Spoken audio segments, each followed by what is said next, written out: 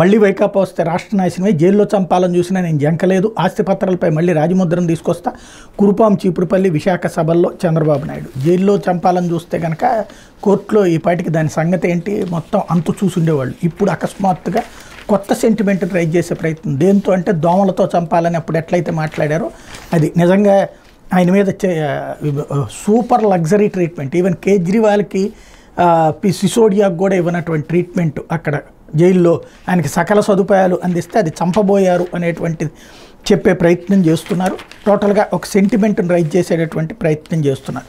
లేకపోతే వైకాపా ప్రలోభాల పర్వం అంటూ తూర్పు ఓటర్లకు చీరలు నగదు పంపిణీ, కుప్పం పిఠాపురంలో 3,000 నుంచి 5,000 రూపాయలు చొప్పున పంపకాలు అన్నటువంటి వార్తను హైలైట్ చేశారు.